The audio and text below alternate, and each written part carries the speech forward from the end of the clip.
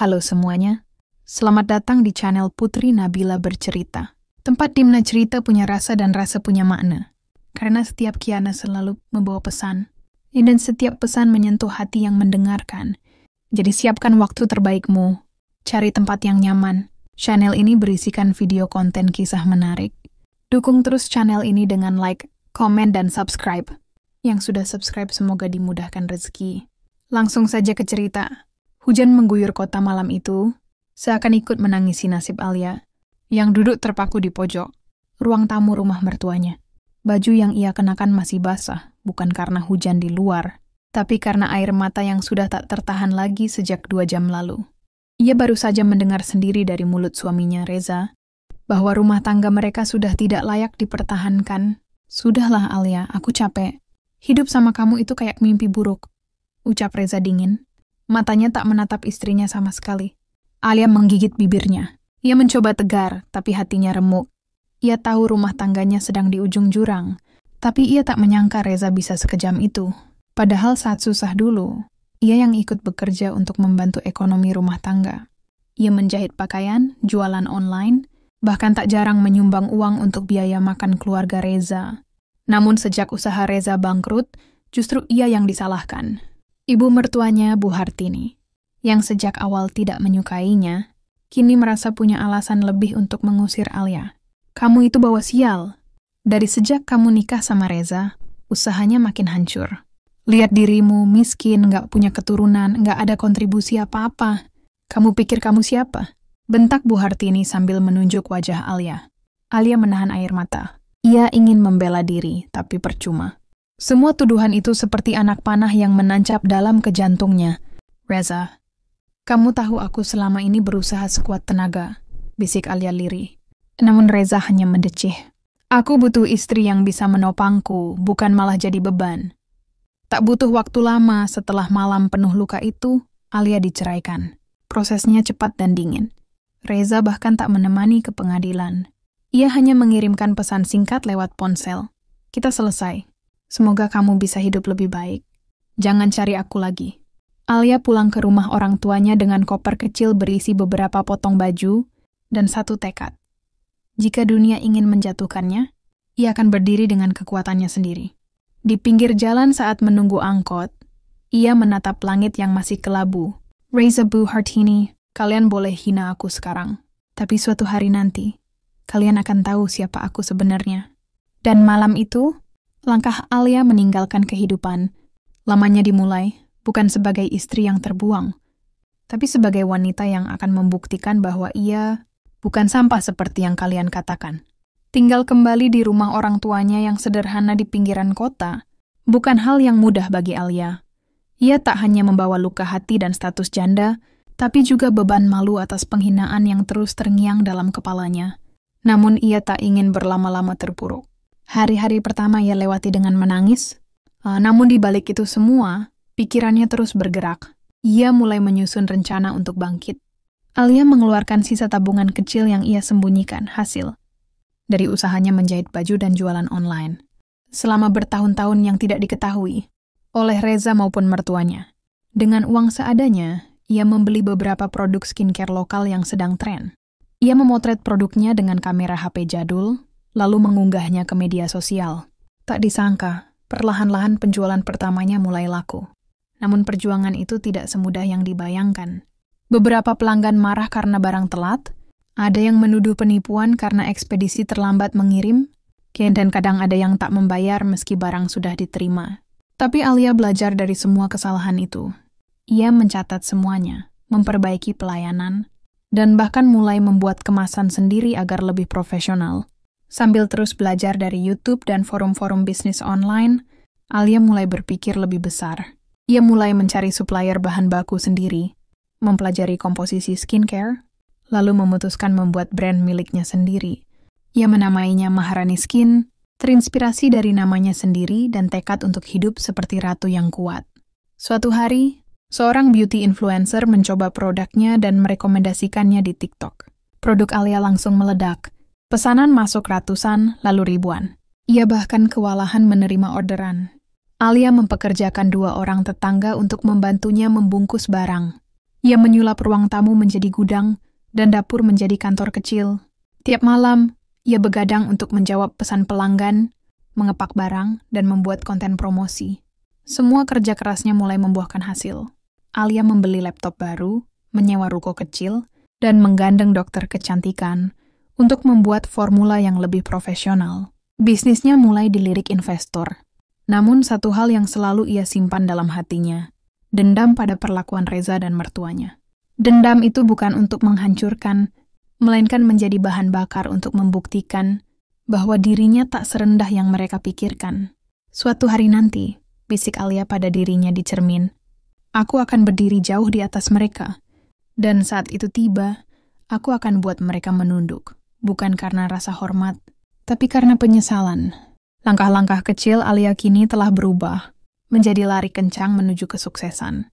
Ia bukan lagi wanita yang menangis karena dihina, tapi wanita yang berlari karena ingin membuktikan bahwa takdirnya ada di tangannya sendiri. 3 tahun telah berlalu sejak Alia diusir dari rumah mertuanya dengan penuh hinaan. Tapi kini, dunia telah berubah. Ruko kecil yang dulu hanya berisi kardus-kardus, produk skincare, kini telah berubah menjadi gedung 5 lantai di pusat kota dengan logo besar bertuliskan Maharani Group, sebuah perusahaan kosmetik. Dan perawatan kulit yang sudah merambah pasar nasional, bahkan internasional. Nama Alia Maharani tak lagi asing di berbagai media. Ia sering tampil dalam seminar entrepreneur, menjadi bintang tamu talk show, hingga jadi ikon wanita tangguh yang bangkit dari keterpurukan. Setiap kali ia berdiri di atas panggung, memperkenalkan dirinya sebagai founder sekaligus CEO dari perusahaan bernilai ratusan miliar. Sorot mata hadirin selalu takjub, namun hanya sedikit yang tahu, kekuatan di balik senyumnya berasal dari luka yang pernah membekas begitu dalam. Alia tak hanya sukses dari segi bisnis, ia telah bertransformasi total. Penampilannya elegan, berkelas, dan penuh wibawa. Ia mengendarai mobil sport hitam, tinggal di rumah mewah bergaya modern di kawasan elit, dan memiliki staf pribadi untuk mengatur jadwalnya yang super sibuk.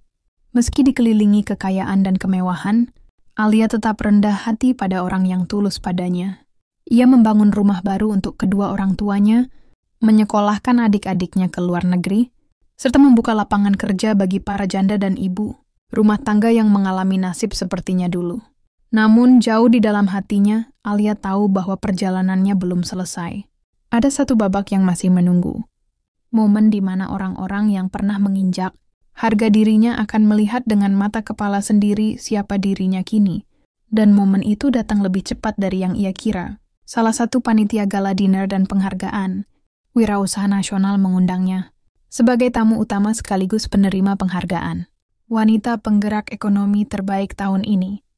Acara tersebut akan dihadiri banyak tokoh besar, termasuk para pengusaha, politisi, dan tak disangka mantan suaminya Reza, yang kini berusaha bangkit kembali setelah gagal dengan usahanya. Ketika nama Alia diumumkan di acara tersebut, dan para kamera menyorot karpet merah, seluruh ruangan terpana. Alia turun dari mobil mewahnya, mengenakan gaun panjang warna champagne yang menonjolkan aura ratu. Di belakangnya, 2 bodyguard dan 1 asisten pribadi mengikuti. Senyumnya tenang, langkahnya mantap, dan di sudut ruangan, berdiri Reza dan istrinya perempuan yang dulu merebutnya darinya, menatap tak percaya. Alia sejenak menatap mereka, lalu berjalan tanpa menoleh lagi. Dalam hatinya, ia hanya berkata, "Kalian buang aku seperti sampah. Tapi lihatlah, sekarang dunia mengangkatku seperti mahkota." Hari itu, titik balik hidup Alia bukan hanya sukses, tapi juga kemenangan harga diri. Gedung megah tempat berlangsungnya gala dinner itu penuh dengan kemilau cahaya, gelas kristal, dan orang-orang berpakaian glamour. Malam itu adalah ajang tahunan paling bergengsi di dunia bisnis dan entrepreneur. Semua tamu undangan tahu bahwa malam ini akan jadi sorotan media nasional. Alia datang bukan hanya sebagai tamu kehormatan, tapi sebagai pemenang utama penghargaan wanita inspiratif tahun ini. Di tangannya tergenggam undangan VIP berlapis emas, simbol betapa tingginya posisi yang kini ia raih. Namun langkahnya terhenti sejenak saat dari kejauhan matanya menangkap 2 sosok familiar. Reza dan istrinya, Dinda.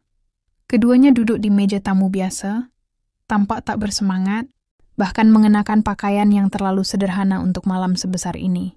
Alia hanya tersenyum tipis. Bu Alia, mohon izin. Silakan naik ke atas panggung untuk menerima penghargaan, ujar pembawa acara. Sorot lampu langsung menyorot. Alia, seluruh hadirin berdiri dan bertepuk tangan saat namanya disebut. Ia melangkah naik ke panggung dengan penuh wibawa, senyumnya lembut tapi menusuk bagi yang mengenalnya dari masa lalu. Reza meneguk air putih dengan tangan gemetar. Ia tidak percaya wanita yang dulu ia hina, yang dulu ia campakkan demi mengejar status sosial bersama. Dinda kini berdiri megah di panggung, disanjung oleh seluruh negeri. Dinda menunduk. Di matanya terpantul rasa iri yang tak bisa disembunyikan. Selesai menerima penghargaan, Alia memberikan pidato singkat, tapi kalimat terakhirnya menusuk begitu dalam.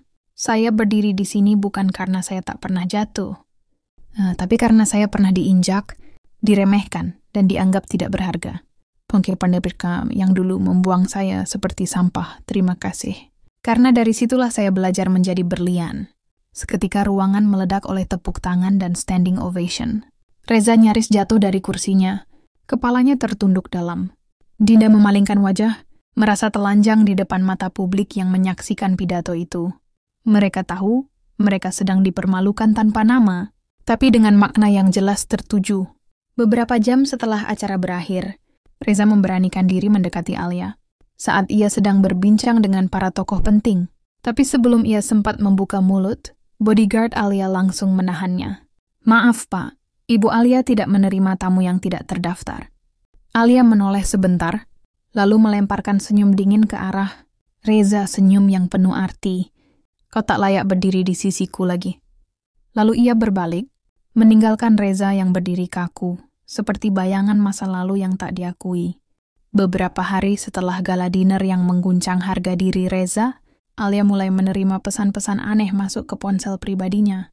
Bukan dari nomor tak dikenal, tapi dari Reza, pria yang dulu membuangnya seperti barang rusak.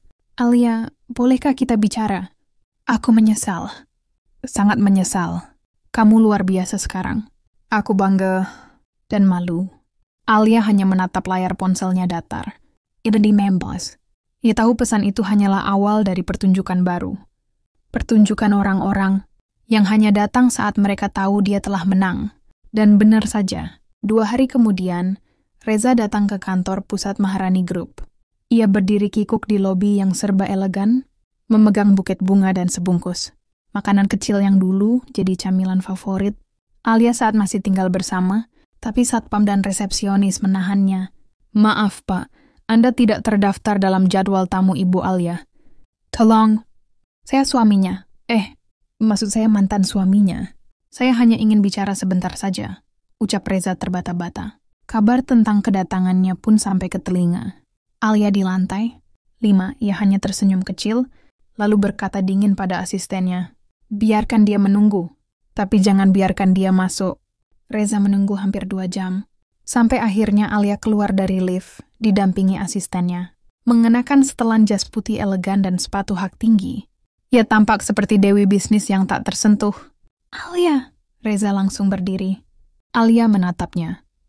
Sekilas, dingin, penuh wibawa. Reza, ucapnya tanpa ekspresi. Apa kau datang membawa caci maki baru? Atau ingin menuduhku lagi sebagai beban hidupmu? Reza menunduk dalam-dalam. Tidak, aku datang untuk meminta maaf. Aku bodoh, aku buta, aku ingin kita kembali seperti dulu. Alia tertawa kecil tajam. Kembali? Seperti dulu? Dulu yang mana? Saat kamu sebut beban? Saat ibumu memanggilku wanita tak berguna? Atau saat kamu mengusirku dan bilang hidup bersamaku adalah mimpi buruk? Semua itu salahku, aku tahu. Dinda bukan seperti yang aku bayangkan. Aku kehilangan semuanya. Aku baru sadar siapa yang paling tulus mencintaiku. Alia melipat tangan di dada. Sayangnya, aku sudah tidak punya tempat untuk orang-orang yang hanya mengenal aku ketika aku di atas. Kau dulu buang aku saat aku lemah. Tapi sekarang kau merangkak kembali karena aku kuat. Aku bukan tempat pembuangan sesal, Reza. Reza terdiam. Matanya memerah. Alia melangkah mendekat, menatapnya lurus-lurus. Cinta tidak pernah salah. Tapi orang yang tak tahu menghargainya pantas hidup dalam penyesalan. Kau salah memilih. Dan aku takkan memberimu kesempatan kedua untuk menghancurkanku lagi. Ia melangkah pergi, membiarkan Reza berdiri kaku, ditelan kesalahan masa lalunya. Hari itu Reza tahu, ada penyesalan yang tidak bisa ditebus dengan kata maaf. Tak lama setelah Reza mencoba meminta rujuk dan ditolak mentah-mentah oleh Alia, kabar tentang pertemuan itu menyebar cepat. Tapi bukan hanya Reza yang merasa malu dan terpukul. Ibu Reza, Bu Hartini, wanita yang dulu paling lantang menghina, Alia, juga ikut merasa panas dingin. Di media sosial, potongan video pidato Alia di gala dinner menjadi viral. Komentar netizen membanjiri. Keren banget dari janda terbuang jadi CEO. Dulu pasti pernah disia-siakan nih wanita. Aduh, siapa ya yang tega buang wanita sehebat ini? Nama Alia Maharani makin mengudara. Maharani Group melejit, dan publik mulai penasaran dengan masa lalunya. Tanpa perlu Alia bercerita, banyak orang mulai mengaitkan cerita Alia dengan keluarga. Reza dan Dinda yang kini usahanya bangkrut dan penuh utang. Bu Hartini, yang dulu sering pamer cucu dari Dinda dan mempermalukan Alia karena belum punya anak, kini mulai dilanda tekanan batin. Semua cucian kotornya seperti terbuka sendiri di depan umum.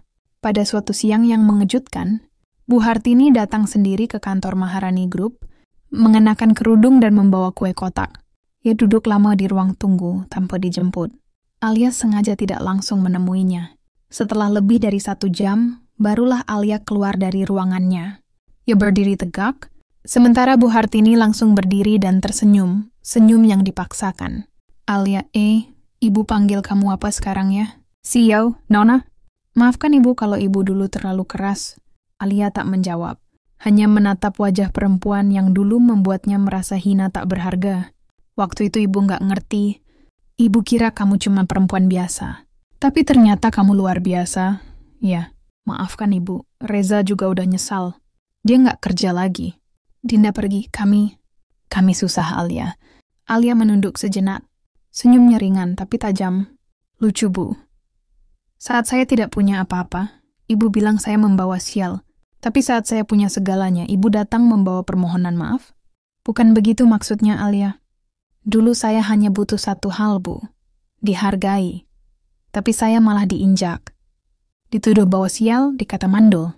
Sekarang, setelah yang ibu banggakan pergi meninggalkan, ibu kembali ke saya, Bu Hartini mulai meneteskan air mata. Ibu cuma mau memperbaiki. Alia mengangguk kecil. Memperbaiki, ya? Tapi mohon maaf, saya tidak membuka ruang untuk siapapun yang dulu menutup pintu. Di depan wajah saya, Alia melangkah pergi. Tubuhnya tegap, langkahnya mantap. Sementara di belakangnya, Bu Hartini hanya bisa terduduk, terisak dalam diam, menyadari bahwa menyesal. Takkan pernah bisa membeli kembali harga diri yang telah dihancurkannya dulu. Hari itu giliran mertua yang ditampar kenyataan, wanita yang dulu mereka hina, kini terlalu tinggi untuk dijangkau. Beberapa minggu setelah pertemuan dingin dengan mantan suami dan mertuanya, nama Alia Maharani semakin berkibar di mana-mana. Ia masuk ke dalam daftar 100 Wanita Paling, berpengaruh di Asia versi majalah bisnis ternama.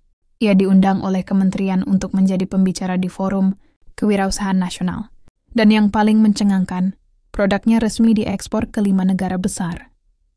Ia tak hanya menjadi pebisnis sukses, tapi juga simbol kebangkitan perempuan. Banyak perempuan yang dulu merasa tak punya suara, kini terinspirasi olehnya. Para janda, ibu rumah tangga, perempuan korban kekerasan, dan bahkan gadis-gadis muda mengagumi perjuangan Alia. Setiap unggahan Alia di media sosial dipenuhi komentar positif dan dukungan. Ia tak lagi perlu menjelaskan siapa dirinya. Dunia sudah berbicara untuknya. Namun di balik semua cahaya sorotan itu, Alia tetap manusia biasa. Ia sesekali termenung di balkon penthouse miliknya, menatap langit malam yang gelap dengan pikiran berputar-putar. Ia mengingat masa-masa saat ia menangis diam-diam di bawah shower, saat perutnya kosong karena tak ada uang untuk makan, saat ia hanya bisa memeluk diri sendiri agar tidak runtuh. Kini semua luka itu telah berubah menjadi kekuatan. Sampai suatu malam, Alia menerima surat tanpa nama yang dikirim langsung ke kediamannya. Isinya sederhana. Aku tidak bisa tidur, tidak bisa makan, tidak bisa tenang. Aku menyesal telah meninggalkanmu. Maukah kamu memberi kesempatan untuk memulai dari awal, meski hanya sebagai teman bicara? R. Alia menatap surat itu lama. Lalu ia membakarnya tanpa sepatah kata pun. Hari berikutnya, ia menerima permintaan pertemanan dari akun Instagram Dinda. Sebuah pesan pribadi tertulis, "Maafkan aku, Alia. Aku tidak tahu Reza seburuk itu. Aku pikir aku menang. Ternyata aku hanya sedang menggenggam duri." Alia tidak membalas. Ia tahu, terkadang diam adalah jawaban paling menyakitkan. Kini mereka yang dulu memandangnya rendah mulai mencarinya. Dunia yang dulu membelakanginya kini mengangkatnya. Tapi Alia tidak sedang mencari pembalasan. Ia hanya ingin memastikan satu hal, bahwa dirinya telah menjadi versi terbaik dari wanita yang dulu pernah mereka rendahkan. Dan itu sudah lebih dari cukup. Hari itu Alia berdiri di depan cermin raksasa di ruang riasnya. Ia mengenakan kebaya modern berwarna emas, rambutnya disanggul rapi, dan wajahnya dipoles elegan. Hari itu bukan hari pernikahan, bukan pula ulang tahun, tapi hari peluncuran. Yayasan amal miliknya, Yayasan Alia, Maharani untuk Perempuan Tangguh. Acara itu disiarkan secara langsung oleh beberapa stasiun TV nasional. Undangan yang datang bukan main-main. Pejabat tinggi, pengusaha papan atas, dan tokoh publik dari berbagai bidang. Nama Alia kini bukan hanya CEO, tapi juga dermawan yang dihormati. Saat naik ke panggung untuk memberi sambutan, Alia membuka pidatonya dengan tenang. "Dulu, saya pernah disuruh keluar dari rumah hanya dengan satu tas kecil. Saya tidak tahu harus kemana. Tapi hari ini, saya ingin membuka rumah untuk ribuan perempuan yang tidak punya tempat pulang." Tepuk tangan bergemuruh. Para tamu terharu banyak yang meneteskan air mata. Setelah acara, seorang staf menghampiri Alia dan berbisik, "Bu, ada seorang laki-laki dan wanita paruh baya yang datang. Mereka mengaku mantan suami dan mantan mertua ibu. Ingin bicara? Katanya hanya sebentar." Alia menoleh. Ia sudah menduga momen ini akan datang lagi di saat mereka benar-benar tidak punya siapa-siapa. "Suruh tunggu di ruangan kecil dekat parkiran," ucapnya datar. 15 menit kemudian, Alia menghampiri mereka. Reza tampak kurus, jenggot tipis tak terurus. Bu Hartini mengenakan pakaian sederhana, berbeda jauh dari sosok angkuh yang dulu ia kenal. "Alia," ucap Reza lirih, "kami sudah tak punya siapa-siapa. Kami hanya ingin, sekali lagi, dan jika kau bisa bantu kami bertahan hidup." Alia menatap mereka, lalu menarik napas panjang. "Kalian tidak salah datang, tapi kalian salah waktu. Kau ingin kami menderita?" tanya Bu Hartini lirih. Alia tersenyum kecil. "Saya tidak ingin kalian menderita. Ya, tapi saya juga tidak berkewajiban menyelamatkan orang yang pernah menenggelamkan saya." Reza terdiam. Bu Hartini menangis. Alia melanjutkan, "Saya bisa bantu, tapi bukan karena saya masih peduli, melainkan karena saya ingin menunjukkan bahwa saya bukan kalian. Ya, saya memakai dan membuang orang lain meski dulu saya dibuang." Ia lalu memanggil asistennya dan berkata, "Transfer bantuan sosial untuk 2 nama ini, tapi lewat jalur yayasan. Tanpa hak istimewa. Mereka akan diproses seperti orang lain." Lalu ia menatap Reza untuk terakhir kalinya. "Kau dulu bilang aku tak punya apa-apa. Hari ini aku punya segalanya. Tapi yang paling berharga bukan harta atau nama besar, tapi harga diri yang tak pernah kutukar dengan cinta yang salah." Alia berjalan pergi, langkahnya tegas dan penuh keanggunan. Hari itu bukan hanya peluncuran yayasan, tapi juga simbol bahwa balas dendam terbaik adalah menjadi seseorang yang tak tersentuh oleh kebencian. Dan Alia telah menang, bukan karena ia membalas, tapi karena ia memilih untuk tidak lagi peduli